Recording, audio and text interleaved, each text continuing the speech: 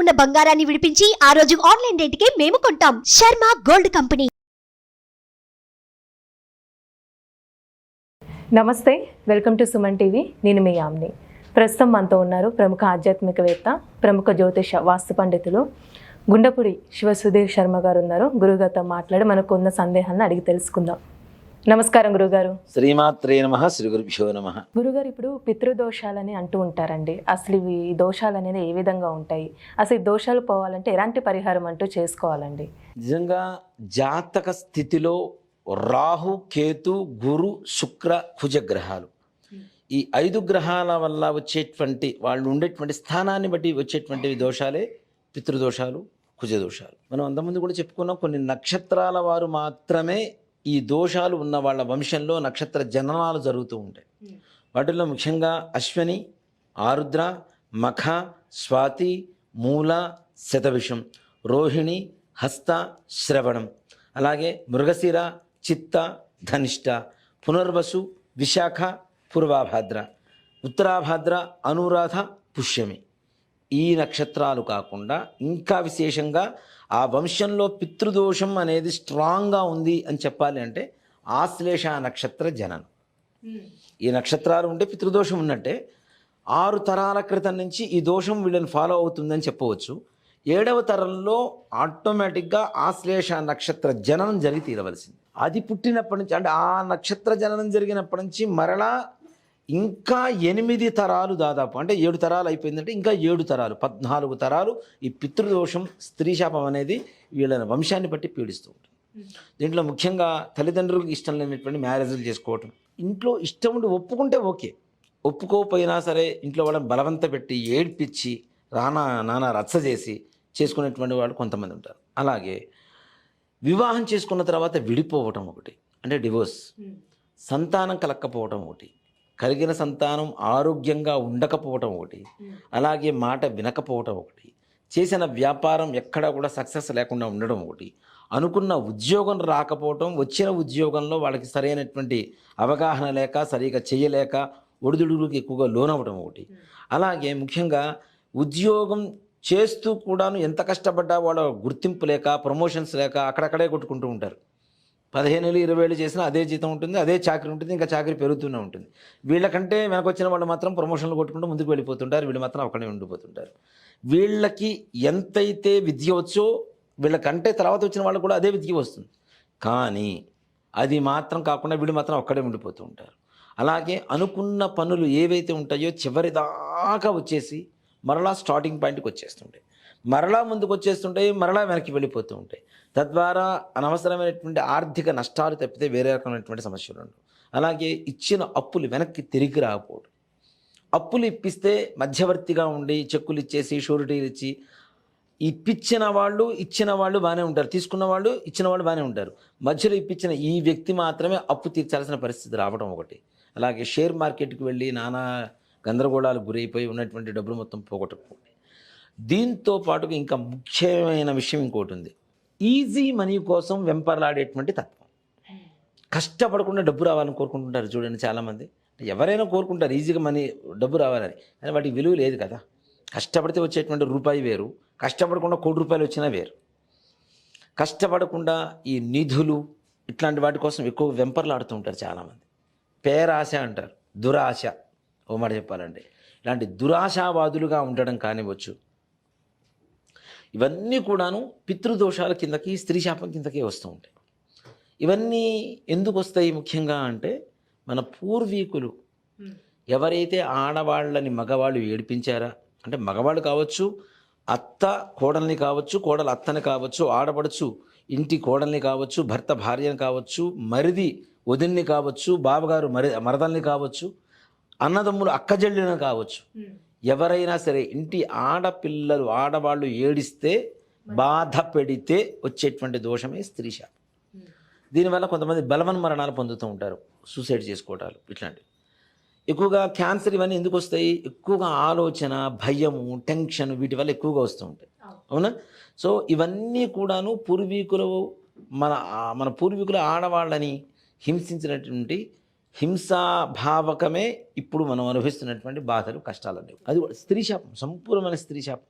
అంతకుముందు కూడా మనం చెప్పుకున్నాం, ఆడవాళ్ళ కంటి నుంచి ఒక కన్నీటి బొట్టు కింద పడితే అది మహాసముద్రమే ఆ వంశాన్ని మొత్తాన్ని కూడా నిర్వంశనంగా మార్చేస్తుంటారు. అబ్బాయిలు పుట్టరు, అమ్మాయిలే పుడుతూ ఉంటారు. పుట్టిన పిల్లలు కూడాను మానసికమైనటువంటి ఎదుగుదల ఉండదు. ఇంట్లోంచి గట్టిగా ఏదైనా అరిస్తే ఇంట్లోంచి చెప్పకుండా వెళ్ళిపోతాడు, వాడు ఉన్నాడు చనిపోయాడు కూడా తెలియదు. అవునా?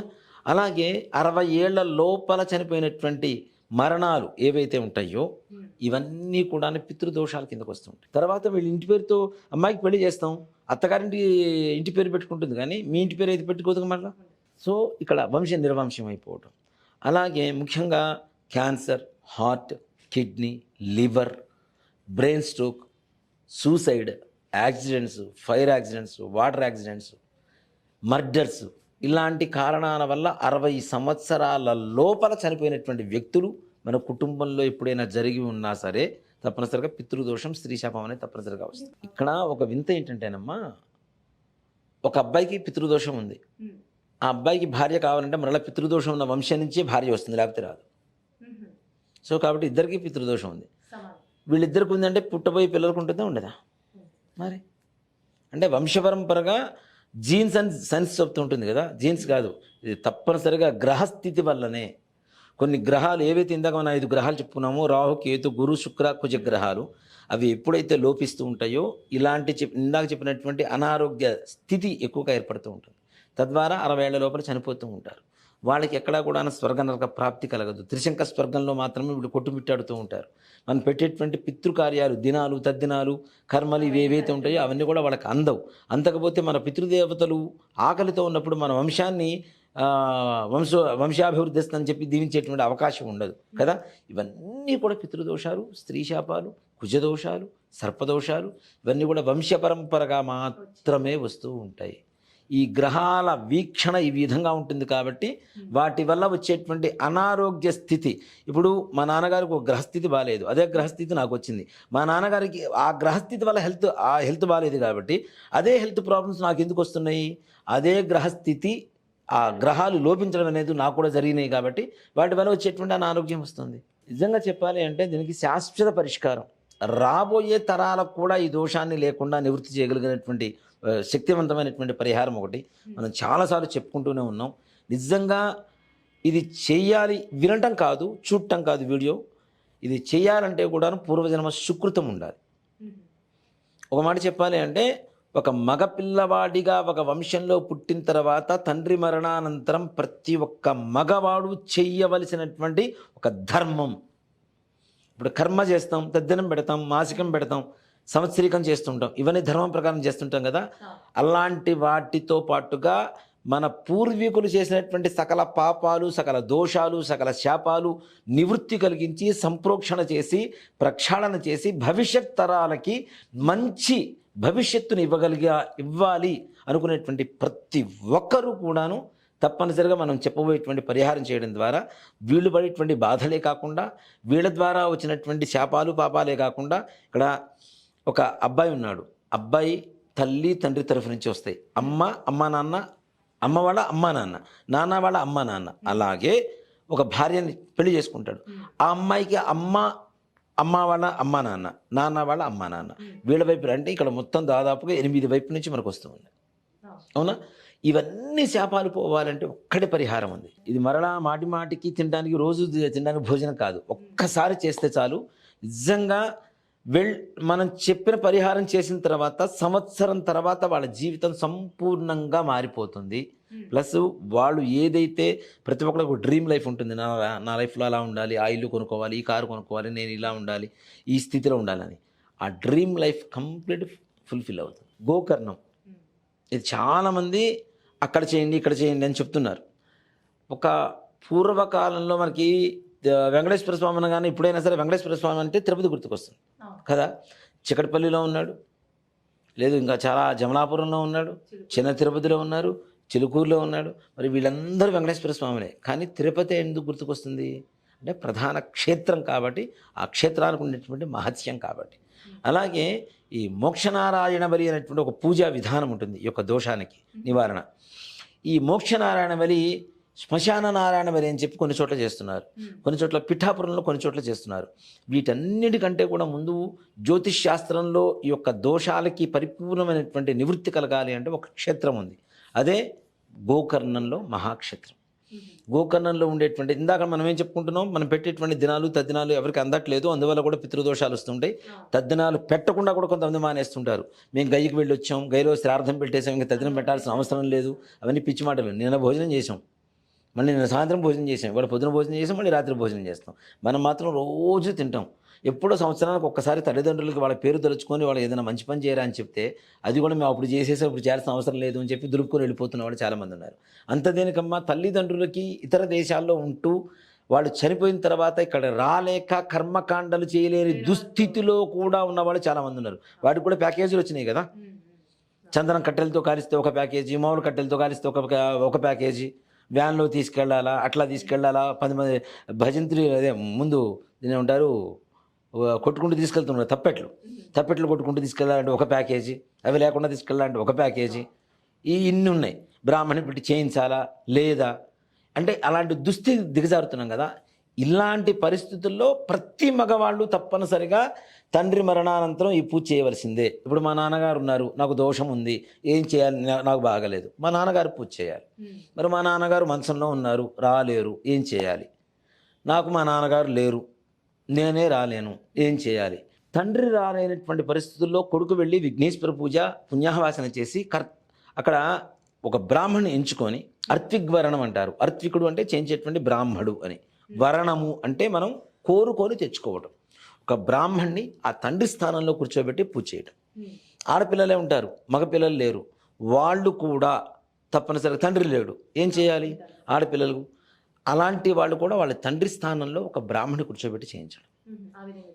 తండ్రి రాలేకపోయినా, మంచాన ఉండేదన్నా రాలేని పరిస్థితుల్లో ఉన్న, అనారోగ్య పరిస్థితుల్లో ఉన్నా సరే రాలేకపోతే కూడాను కొడుకు వెళ్ళి విఘ్నేశ్వర పూజ పుణ్యాహవచనం వరకు చేయించి పూజ మొత్తం అక్కడ కూర్చొని చూస్తూ ఉండాలి. మిగిలిందంతా వేరే బ్రాహ్మణుడు చేస్తుంటాడు. ఎందుకంటే దీంట్లో పిండ శ్రార్థం ఉంటుంది.